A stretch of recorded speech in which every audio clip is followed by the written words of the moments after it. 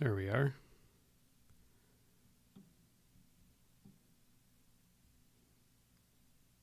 Sure everything's working.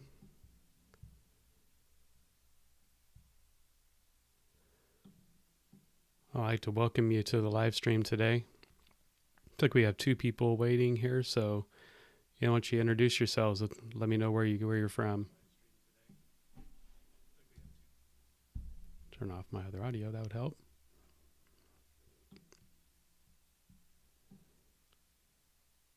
Figured a good conversation starter we'd talk about today. One, feel free to please throw your questions in there or comments. Again, introduce yourself. Let me know where you're from. Always like to see where people are listening from. But I think I was talking about maintenance. Maintenance and machine inspection. Portugal, Nuno, welcome. And please, too, before I get started, if you like these live streams, if you like my channel, please hit the like button and make sure you're subscribed and hit the bell so you get notifications when I put new things up. It may seem like a small thing, but it really does help the channel and helps it grow and get out to more people. So it's not about me, it's about getting the channel out there so the things that you're benefiting from can benefit others also. So I appreciate that. And so talking about machine inspection and maintenance, you may have seen my latest video where I kind of do a quick walkthrough of how I check out the machine before a shift.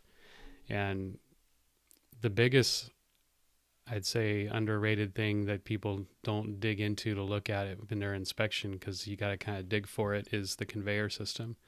And that's one of the most important parts of the machine if you think about it, and also one of the easiest to hurt. You're sending rock and gravel, sharp objects, metal sometimes, depending on how bad you hit something.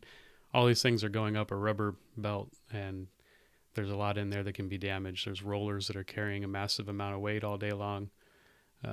There's a lot to it. There's hydraulic motors, there's bearings, pulleys. There's a lot to that, and it's all hidden behind shrouds, so it's hard to see. But it's good every day to dig in there and make sure all of the tri-rollers, the three rollers that hang, make sure none of them are bent, make sure they're still there, especially the ones toward the bottom. They get beat up a lot. And again, they're all behind hidden structures, so it's hard to see them. And if you carry spares with you, spare rollers, spare keepers, the little dog bones that hold it together, it's a quick fix to get those things back together. So check out your conveyor system in the mornings. Look up in front of the drum to make sure that nothing's jammed or stuck in there, closing off the opening for the lower conveyor.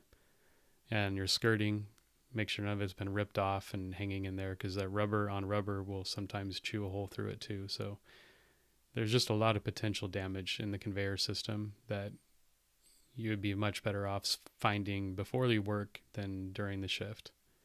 So that's just my message here to get us started. But anyone got any questions or comments about the industry or anything you want to talk about? What are we going to talk about today? And Nuno, what do you do? Are you an operator or just in the industry or just curious about it?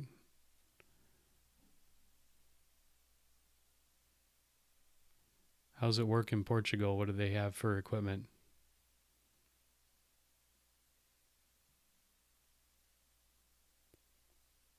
Again, if you're just coming in, introduce yourself in the chat so I can know who I'm talking to here. It's always good to know where everybody's from, what they do.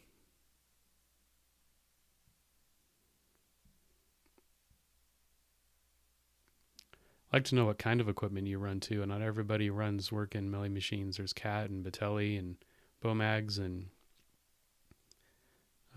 all those other types too, and Road Tech. Okay, so you're an operator and paver. Wow. Work a small company. What machine do you guys have? Milling machine.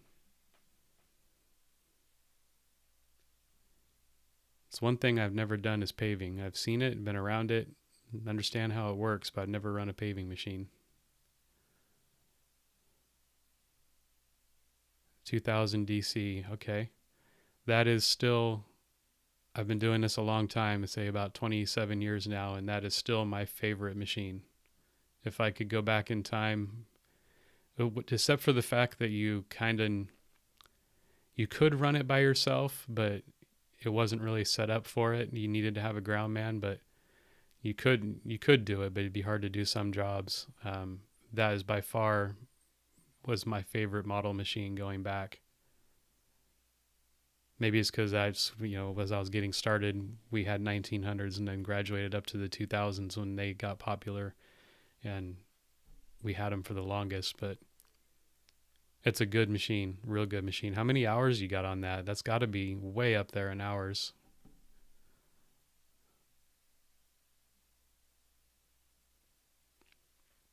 Just curious.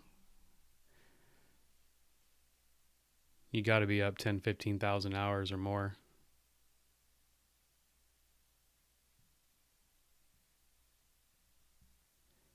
Can't even remember when they stopped making the 2000s. Rolling along the time when the emission stuff started happening here in the States. I know that.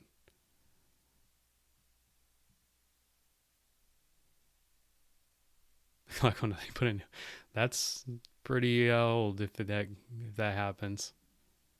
Well, good. I'm glad it's still running for you. That's a really good machine. And the new one has 7,000 hours. Wow. Well, you must take care of it if you kept it together that long. So your normal operating procedure is to, let me guess, you mill all day and then you get to go help pave. I'm spoiled. All I have to do is run the mill and that's it. I'm done.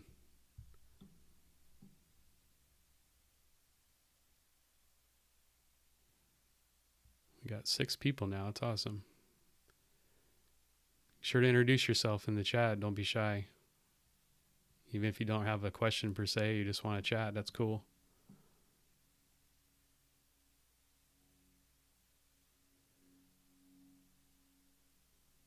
RX 500. Okay.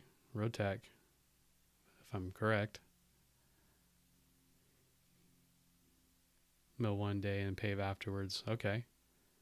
Does the weather there affect you much? I don't know what it's like there, but I know you have to have fairly dry to pave. Your work season mostly during the summer or kind of year round? I'm in Southern California now, so it's pretty much, you still have a season, but it's nowhere near like it used to be when I was up in the northern part of California.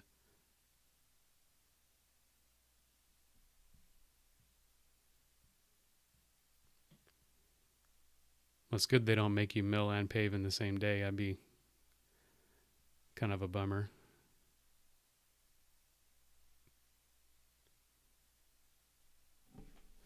RX 500 and a working 200 Rubano. Okay. Which one do you like better? That's a good test because some people are diehard fans of the RX 500. So I'm curious. Nate asks, "What's your favorite milling machine?" So now I would say definitely the 210 Fi is my favorite, with the 7 foot 3 inch drum. But of all time, like I was telling Nuno there, I like the 2000 DC. That was my favorite.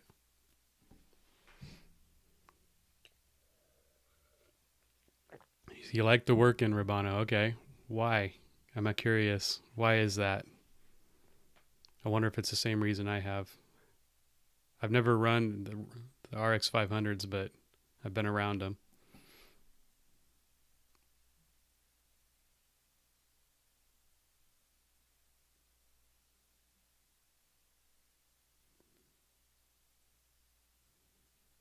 Working is just so much more refined, I think, and they make it easier for the operator to do just about everything. They're more comfortable. That's been kind of my experience from being around other machines. The only other machine that I've run just a tiny bit is a Cat, and I didn't care for it. It's an older PM200, I think.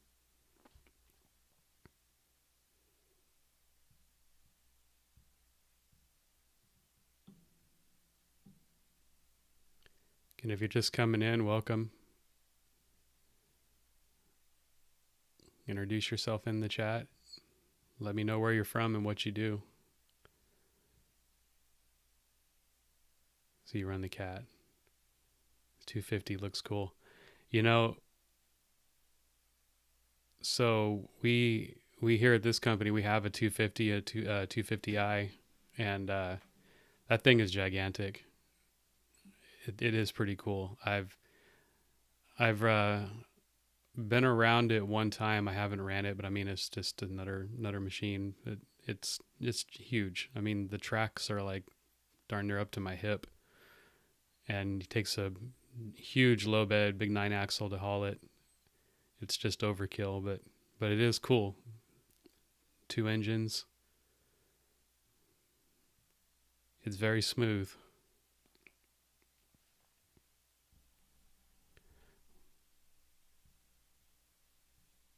Let's see. So where are you at, Nate? What do you do? You're just a milling operator, and so what do you operate?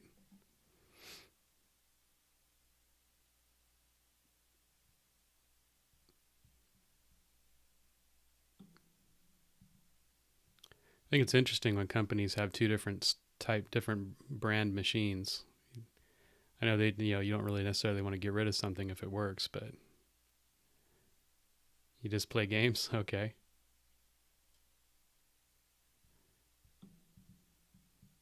It's an interesting career running these machines for sure. It takes a special breed. Anybody knows milling operators are a little bit different.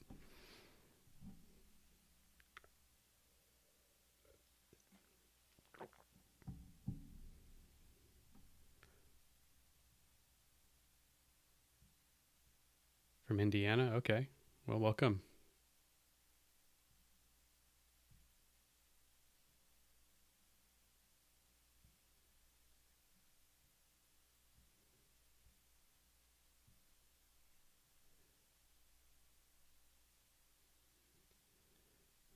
So, Urbano, you run a working and a cat. Okay, so why the 2 different model machines?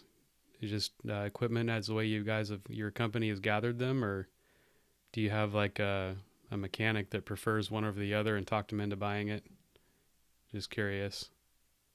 Which one's your newest? Is it the work-in or?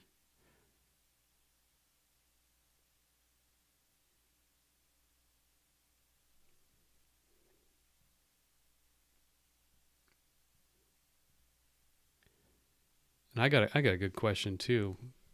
Who runs groundmen still? As far as like groundman, I mean not necessarily groundman is like just having someone on the ground to mark metal for you and do layout and things like that, but actual groundman controlling the machine, controlling the depth and the side plates and the back door and things like that. Really curious if that's been phased out everywhere or if that's just a thing here. And do you like it? Do you like running by yourself?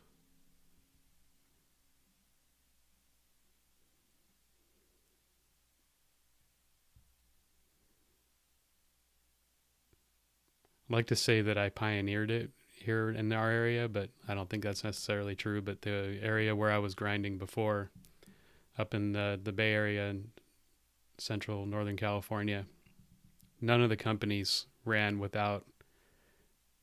Okay, your company has a Cat 200 and a 120 working. Okay, so you have the little working. None of the companies there, they all ran 2-man crews on the mills, all of them. And the company I was at, I started getting kind of from marking metal on. Okay, awesome, so you do have a groundman for that. And it started really frustrating me that they would bring people in and to try to train them, and they just could not grasp the concept of what we were doing. And I'd end up doing all the work myself anyways. I'd end up taking control on top and fixing things and stuff like that. So I'm like, hey, why don't you just let me do this by myself and pay me more? And so that ended up slowly but surely being the case. And then as we went out to more and more customers without a groundman, then other companies started figuring it out and they started doing the same thing. But now the machines are designed in such a way where you can do everything without a groundman if you have the cameras and all the sensors set up and stuff like that. So I personally prefer running without a ground man. Even having someone that can mark metal for me and stuff like that, I don't like it. I'd rather run by myself. How about you? Would you rather be by yourself, or is the ground man actually helpful for you, or is it hard? Because my problem is I'll rely on them and be like, oh, they seen that manhole or they seen that valve and they're going to mark it for me, and then next thing I know, kablam, I run into it because I assumed that they seen it and marked it when I'd be better off doing it all myself. So Urbano, you run the 120 working. Is it one? Do you have it set up for multiple drums or just a 4-foot? And you have a 200, so you do have a big machine. And that I'm assuming a 200 is probably a 6.5-foot drum.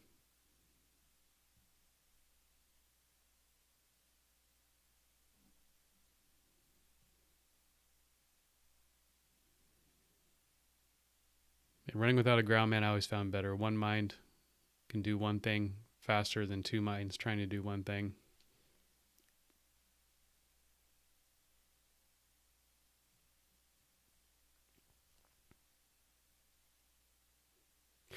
Yeah, exactly my point, exactly. Ground man gets distracted off smelling flowers somewhere, and next thing you know, you end up hitting something because you thought they marked it. What I always do too, it's just a matter of practice, is when I'm backing up for the second pass for anything, I always back up in a when possible, far enough away from the edge that I can see my whole next pass, and so I can stop and jump off and mark metal, or at least make mental note like, oh, by that mailbox there's a manhole, or or something like that, so it jogs my mind, my memory, and I can actually do it. So Rabano, you're running by yourself. Okay.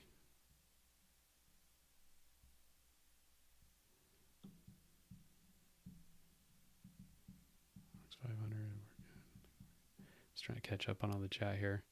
So Rabano, did you say where you were from? I'm curious. Looking back in the chat, I don't think you mentioned that.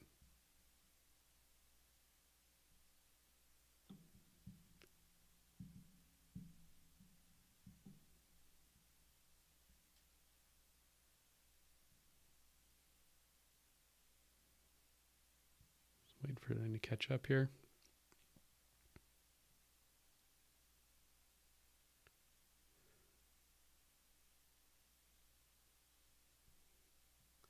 So did you start with a cat machine and then got work-ins and then you're staying with work-in now? That had to have been the case, I would think.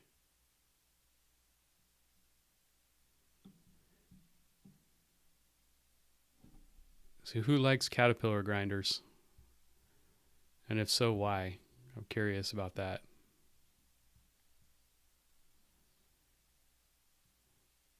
Urbano, is there anything you like about the cat that the work-in doesn't have? I don't know a whole lot about them, just a little. And the one I ran was a long time ago. 4-foot for the 120. Okay. I don't care much for running the small machines, the 120s, but I can do it, but I don't like it. I'd much rather be on the big mills.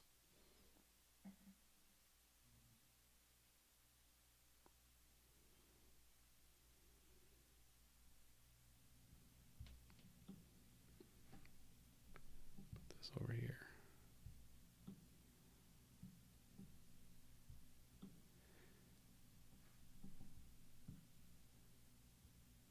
So what kind of work do you guys do? What's your biggest hurdles, you think? Is there any advice I can give or thing I can help out with? You want to pick my brain about anything? Is it all mill and fills for you? Does anybody still do wedge cut anymore?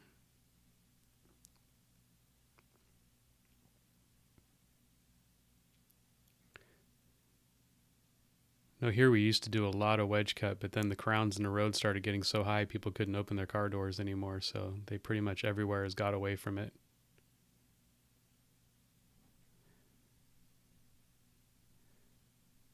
The power being great on the cat, I don't know.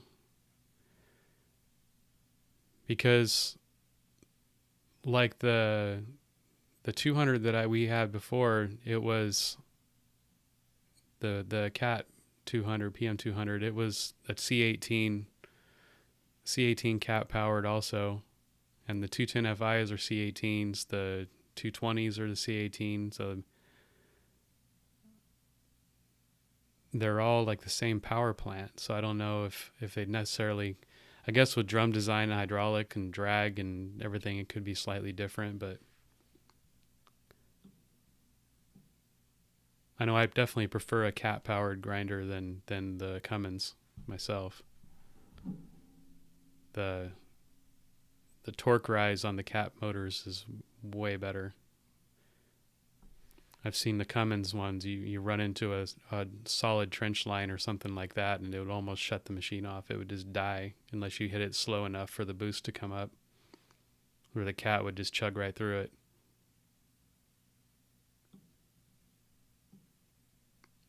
I always like to say the machine doesn't slow down with the Cat. The turbo just gets louder. So you learned on the 500. Okay. You start as a ground man and then work your way up to an operator, or they just throw you up top and throw to the wolves?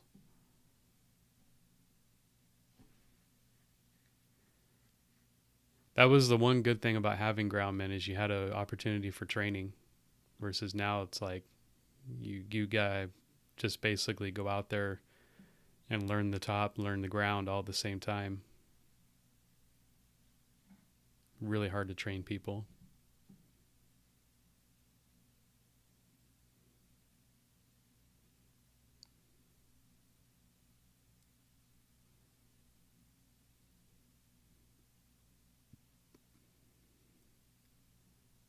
So what kind of games do you play, Nate?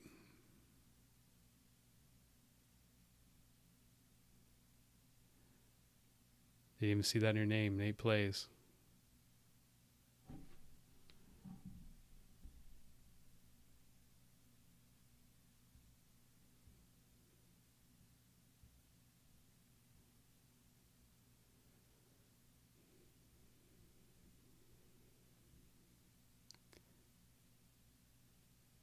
So, Urbano, you guys a grinding and paving company? Or just grinding?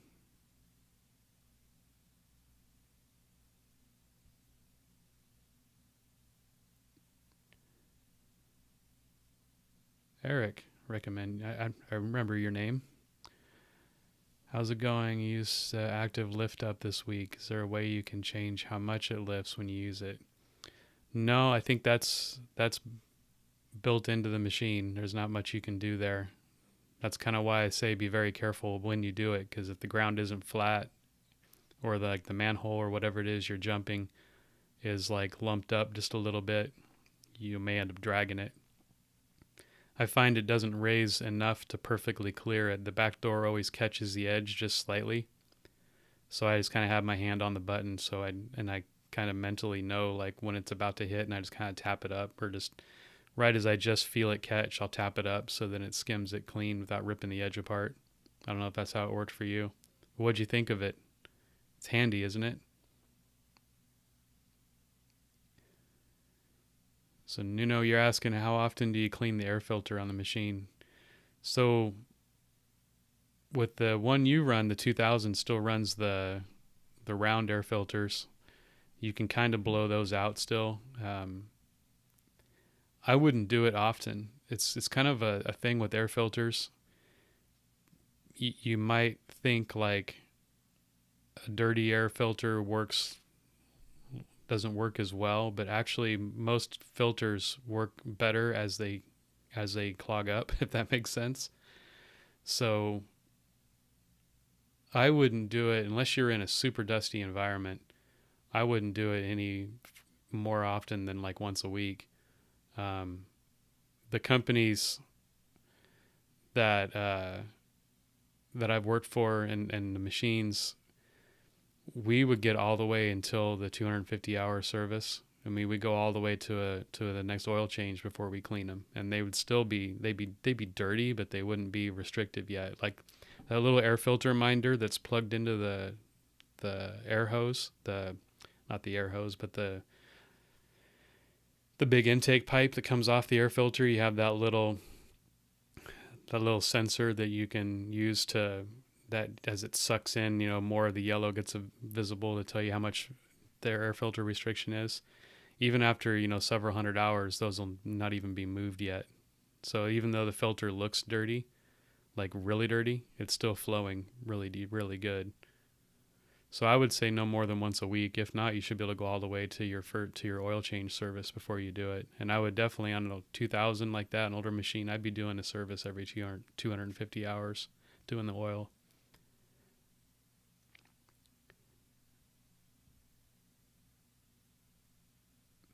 So you were a ground man first, yep.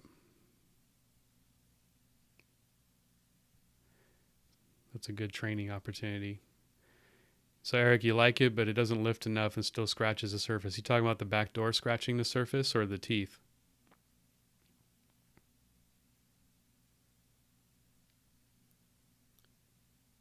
Normally the teeth won't touch, but you gotta remember it's only lifting like 3/4 of an inch above the surface, so it it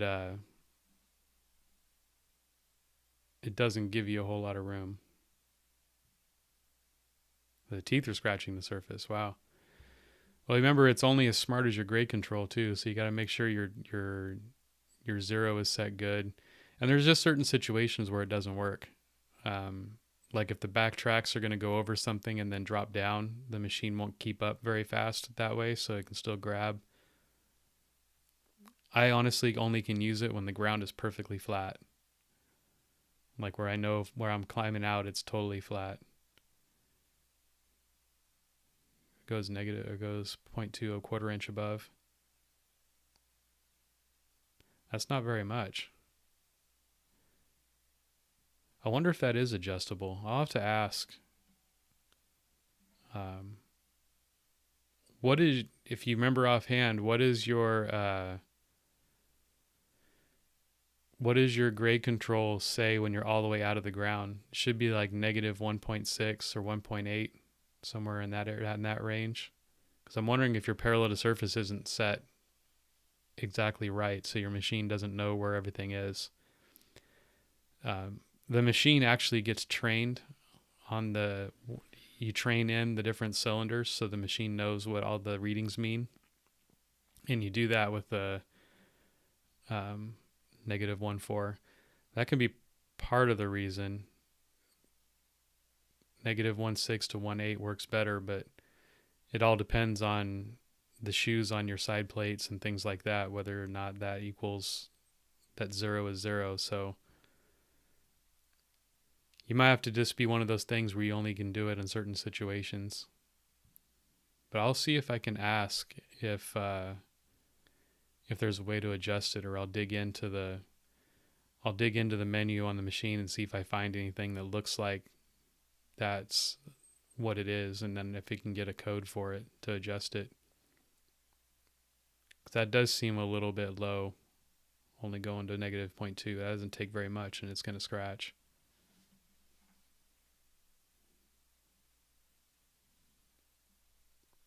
I'll try to I'll use it on my next job, and I'll see what my machine raises to.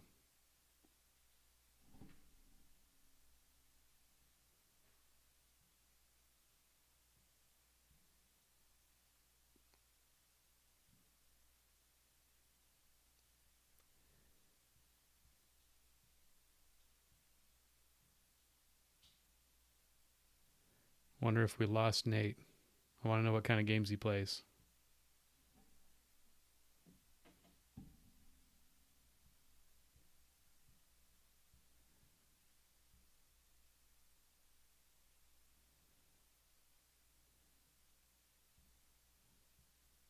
Oh, there we go. There's a way I can see. Still trying to learn how to use this live stream, so there is a way I can see who's here.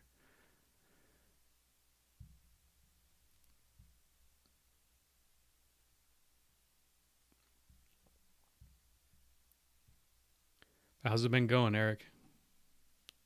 You're the one that's local to me, aren't you? If I remember right, you're close by here, SoCal.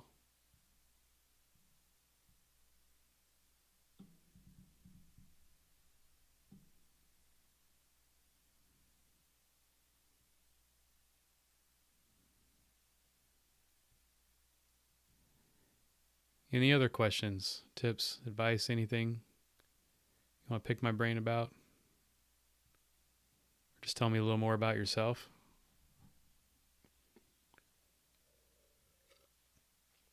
No, as crazy milling operators, we don't really have a whole lot of online forum other than I think Facebook or something like that. But oh, that's right, you're in the Bay Area. Okay, I remember your name. So you're the one that works for De Silva, right?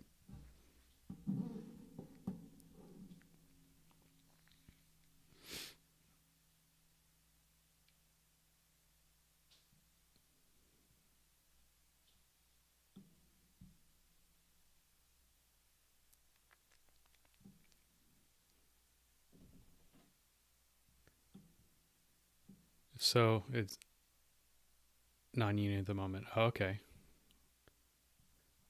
Well, if you don't mind sharing, what company do you work for? Curious. In the Bay Area. I know pretty much all of them. I think. Might be some new ones I don't know.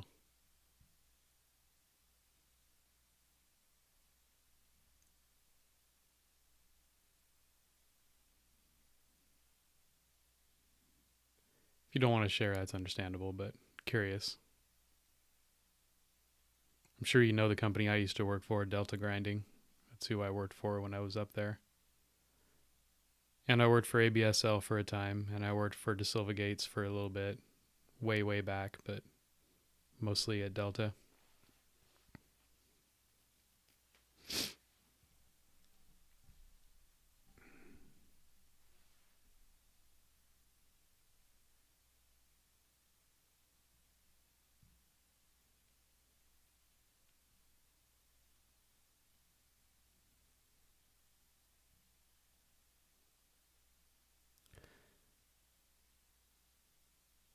Pacific Surfacing. Recently bought a grinder, started laying on my own. Okay.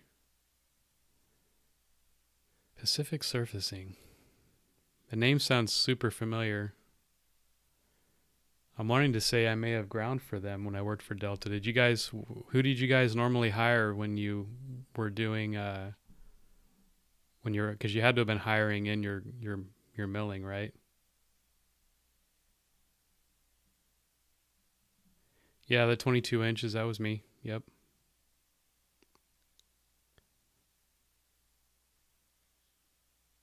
That was Thursday, I believe.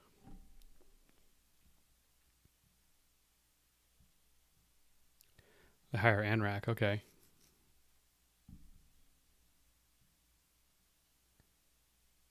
ANRAC lost a lot of good operators recently. They all went to PRS.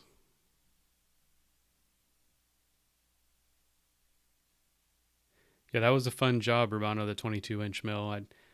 I used to do a lot of that kind of stuff up in the Bay Area, but the company I'm with here now, after I moved, they do so much just highway work and things like that. It's kind of fun to get to do those out of the box jobs like that one, especially doing it without a ground man. Everybody's like, oh, you need a guy on the ground to see. And it's like, no, you don't. You just need to know how to do it and have the right tools. That would have been a really hard job to do without all the cameras, though. That really saves you, especially the back door camera where you can see whether you're digging or not. In the dirt, if you don't have the sensors for it to be able to see if your MDI isn't set up correctly, where you can see how deep you're digging in the dirt, or if it's digging extra. One tip you can look for is on that camera, or when you're looking behind you, if you can see your teeth marks in the dirt. So if you see the teeth marks in the dirt, your back door isn't scraping extra out.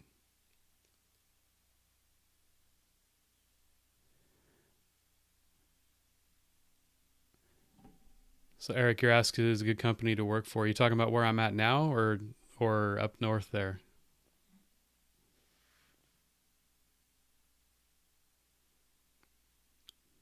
Which company are you talking about is a good one to work for?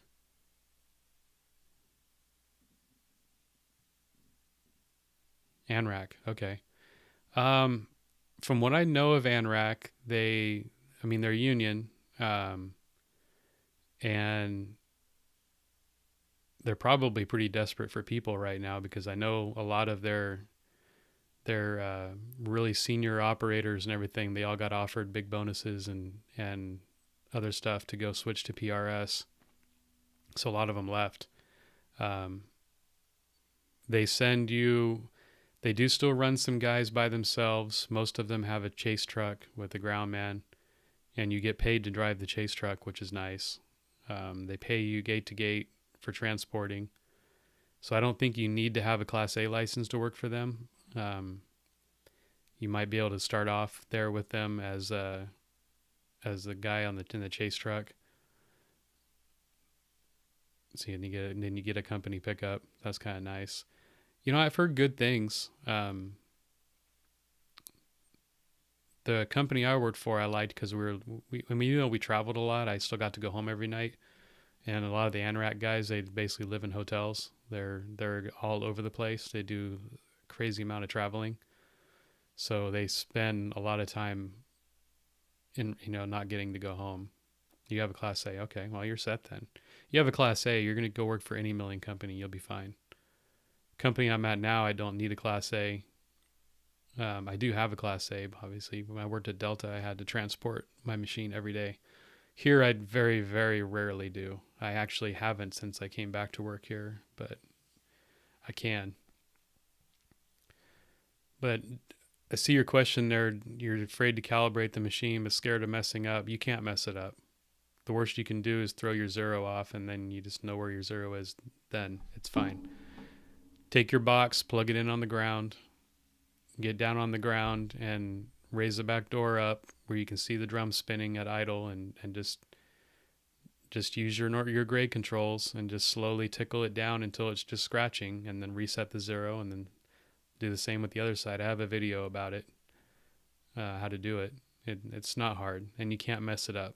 The worst you're going to do is change your zero, and then maybe 0.2 is not going to be 0.2 anymore. It'll be, whatever. But that could be a reason why your active lift up isn't working correctly, because your zero isn't correct. When you're grinding, is your zero accurate, or is it cut deep or shallow?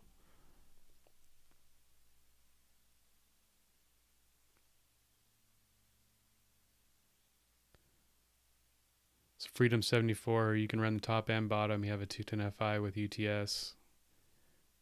Company you work for likes to use it. Awesome. What do you think of that 210 Fi? I'd say that's my favorite machine now.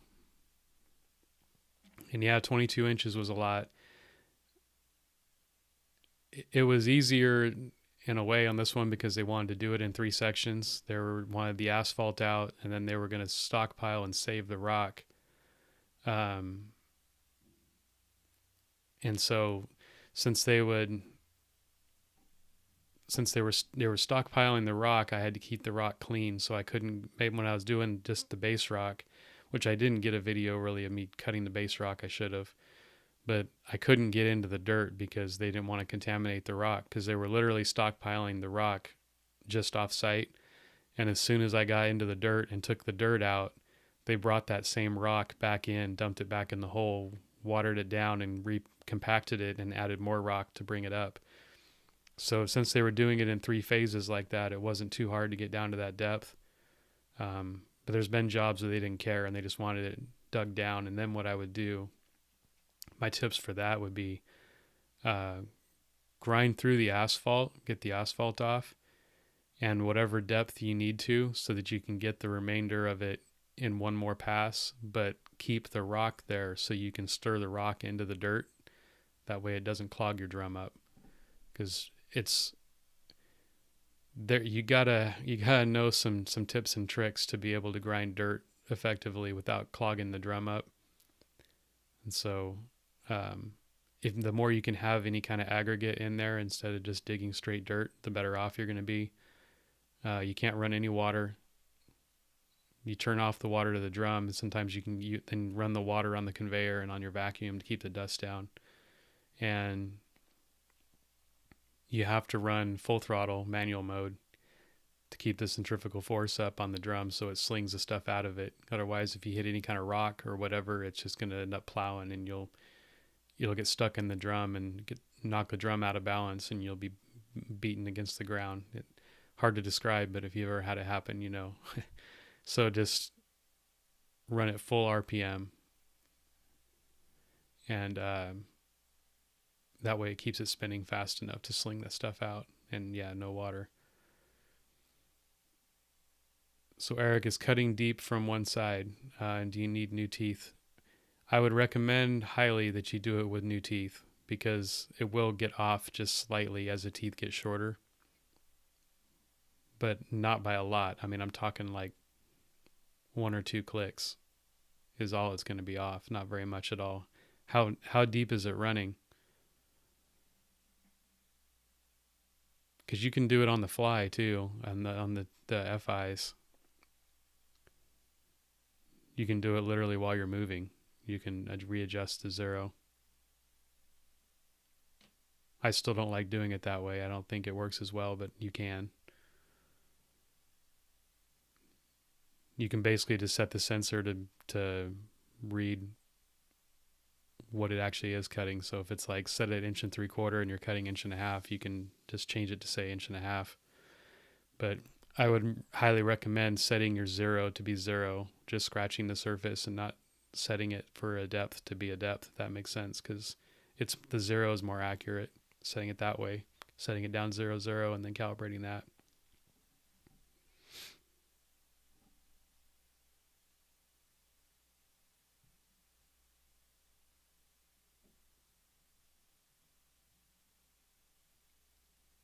What does W mean, Freedom? 74.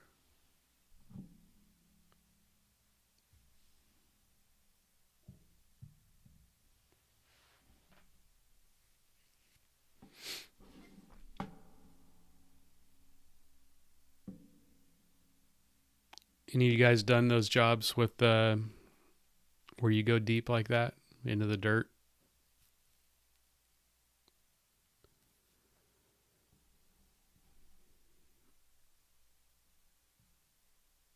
It's kind of rare, but now they're doing a lot more complete reworks of roads, as they've learned now like what section of base you need to have.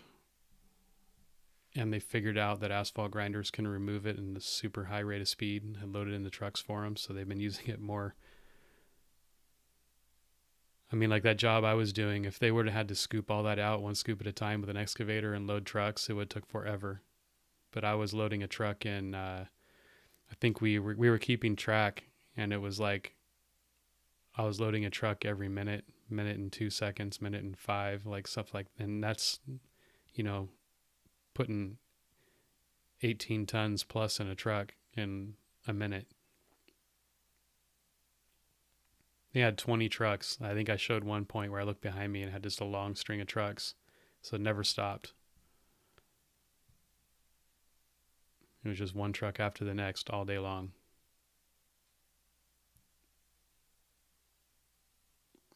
That was actually a long one. I started at 7 in the morning. They had base rock coming in at 1 p.m. And then at like, I think 6 p.m. they had asphalt coming to repave the whole road and get it back open again. That was a long project for them.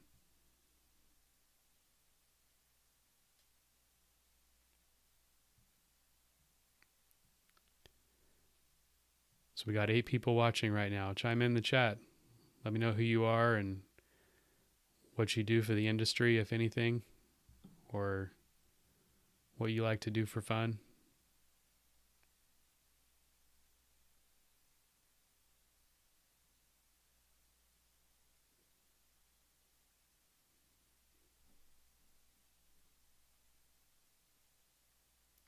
But check out the video, Eric, that I have on how to reset the 0 on that machine.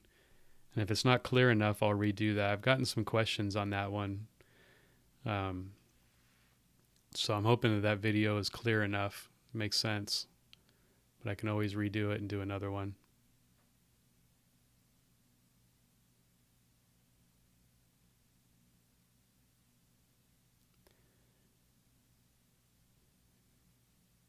Mill 5 foot deep, 1 hole. So why did you need to go down 5 feet? The only time I've ever had to do something like that was at an airport. And that was because of the concrete treated base. They couldn't dig it with an excavator, so we went down. It was like you ended up having a staircase on the side of the cut at the time you were done. And the machine itself was like halfway down in the hole. It was crazy. That was at San Francisco airport.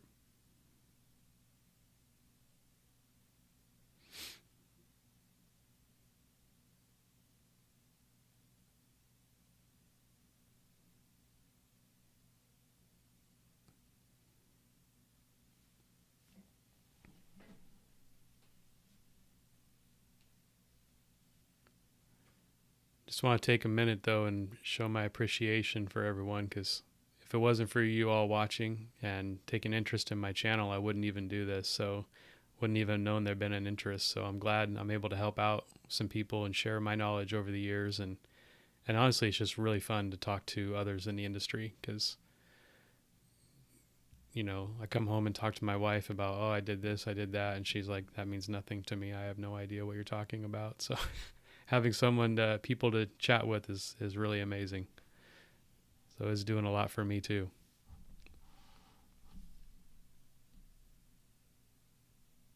Hope the channel continues to grow. I actually have the long-term goals of not having to run mills anymore and just being an instructor or consultant when I get close to retirement, or maybe even sooner, but gotta have a dream, right?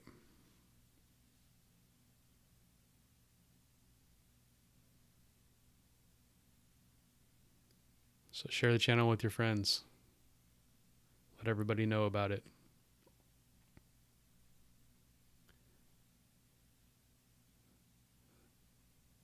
So why'd you dig a 5-foot hole? I'm curious. You gotta let me know. Don't leave me hanging.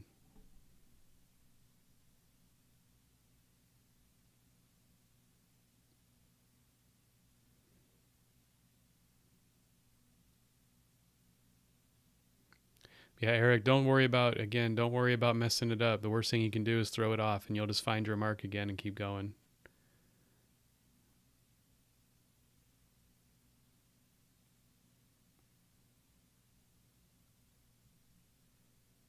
Besides that, if we don't just push buttons and see what they do, we never learn, right?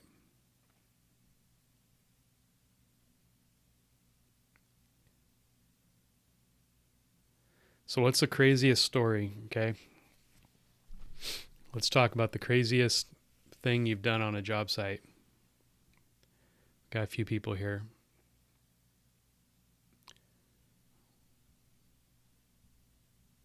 Let's make this interesting. I was on a job one time.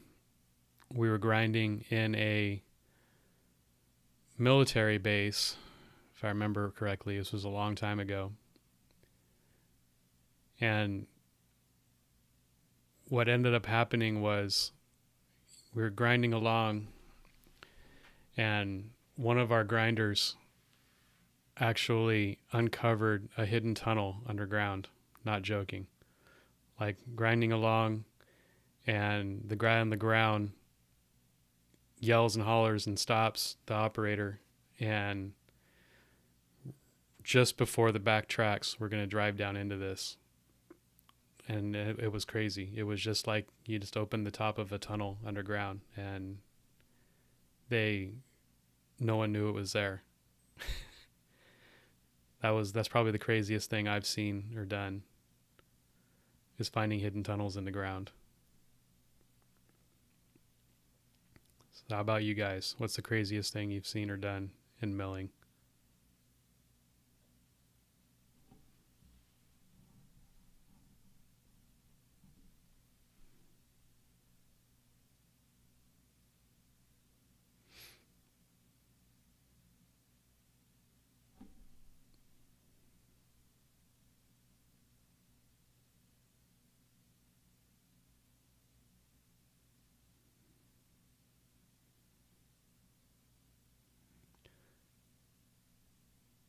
It's interesting. You end up finding all kinds of stuff when you're milling, because roads are the biggest like infrastructure that keeps getting dug up and replaced and dug up and replaced. And so we end up finding stuff that gets buried. I've done excavations in old towns and found hidden railroad tracks underground. I found car parts that are just buried in the road. It's always fun when you scrape the top of that manhole cover that's been buried and like perfectly clean without the teeth even touching it, and you're like, oh wow, I'm glad I wasn't a half inch deeper.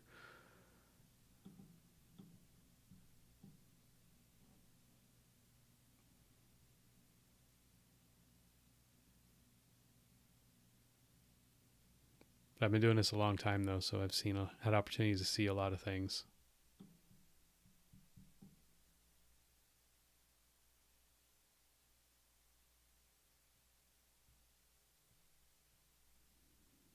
I'm glad everybody was able to make it today. Seems like Sunday works out a little better. I tried Saturday last week and it seemed like it was a little rough for people to make it. A lot of people work on Saturday, so. Should we keep doing the live stream? Do you guys like this? Think it's helpful?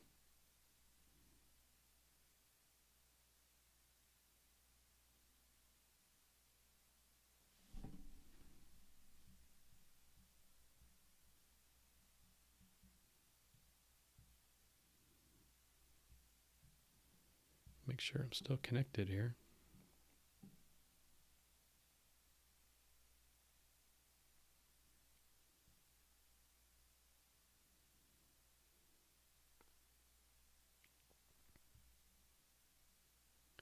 Thanks for everyone watching that 22-inch full grind video. That one seems to be doing really well.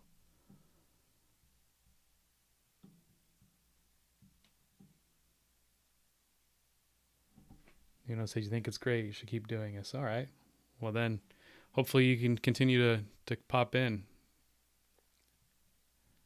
I'll keep doing it. I'll give it another couple of weeks, and we'll see how this goes. Bring your questions.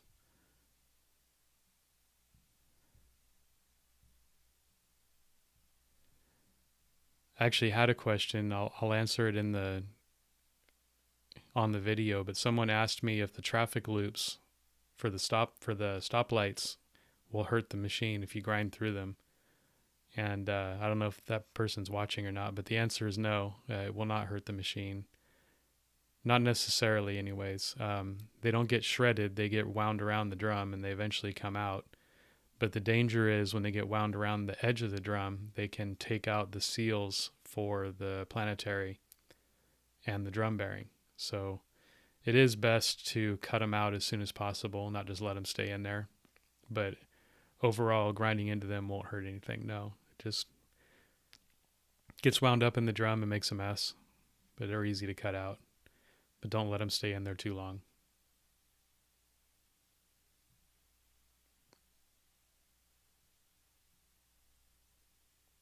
Hey, Eric, if you're still here, what part of the Bay Area are you guys in? If you know of Anorak, I don't know if you're in the Sacramento Bay, San Francisco, Oakland, Marin area.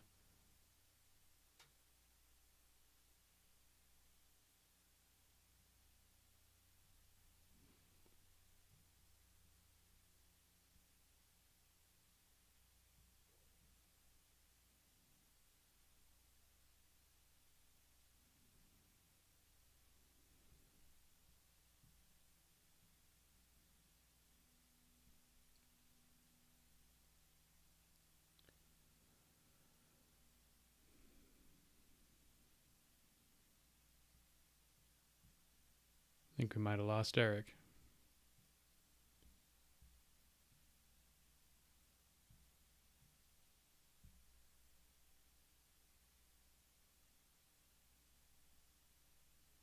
It's getting close to time to quit. It's been fun. It's fun sometimes just to chat about all the things we do in companies and stuff like that.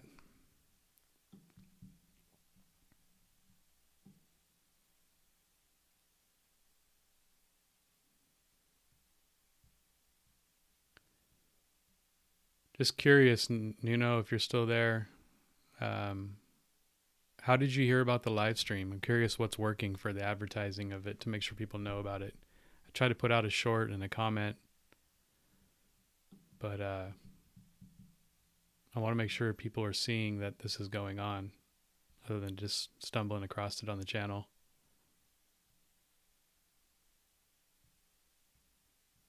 I recently turned on the community too, so look there in the community on the channel for posts.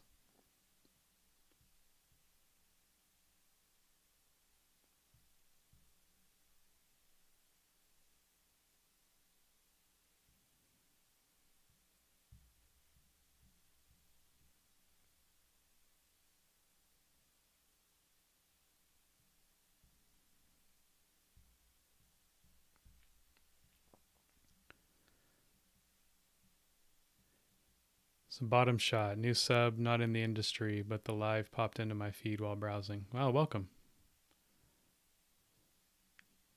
Not in construction at all, you just seen the live?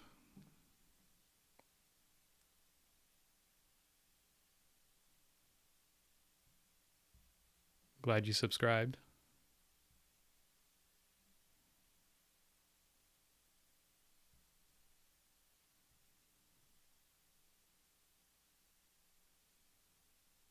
Oh, okay. I see you've been following the videos. Cool.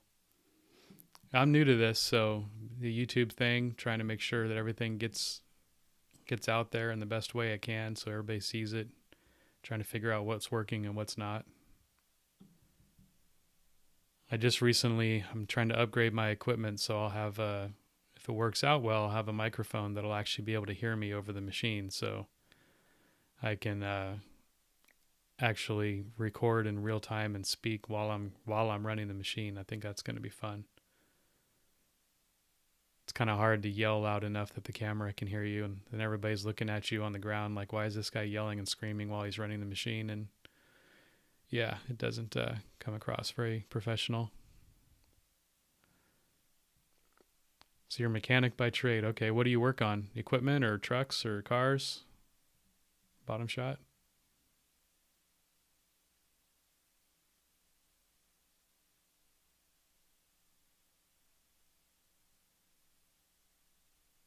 Airplanes. Oh, wow. I'm kind of looking at your logo there. Okay, makes sense. You got to be on your game to work on airplanes. I guess you don't have much room for error there if you mess something up. You don't really get to say, oops, I forgot about that. Fireworks are a hobby. Okay. Well, you're getting ready to start having a lot of fun then, huh? Fireworks season is upon us.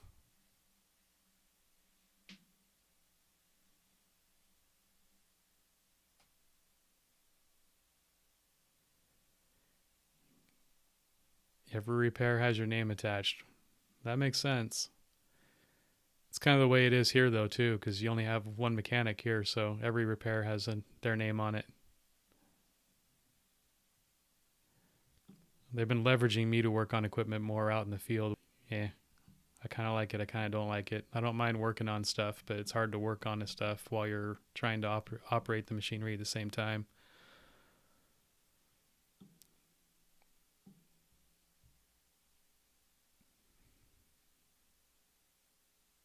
It'd be kind of like flying the airplane and trying to repair it at the same time.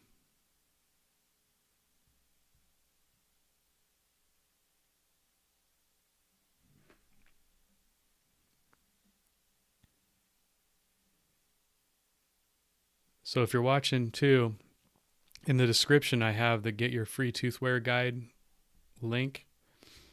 That also joins you to my newsletter that I'm going to be sending out, and also gets you on to where you'll be notified when I do live streams and put out special videos and things like that. So I encourage you, even if you're not too interested in getting a toothware guide, go ahead and do that and sign up for it. That way you end up in my ecosystem so that I can let you know about all the cool things that are coming out. So find that link and sign up, please.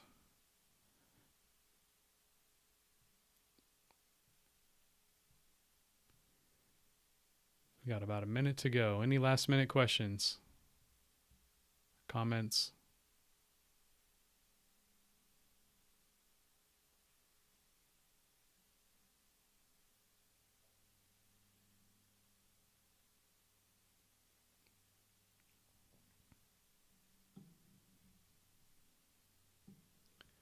Well, thanks everyone for coming. Thanks for being here. It was nice meeting you all. We're going to close out the live stream for today. But please, if you like what I do, like, subscribe, thumbs up my videos. I really appreciate that. And it does help. It helps YouTube see that it's something people want to watch, and then it puts it out there to more viewers. So thank you for everything that you do, and be safe on your job sites. And we'll catch you on the next one.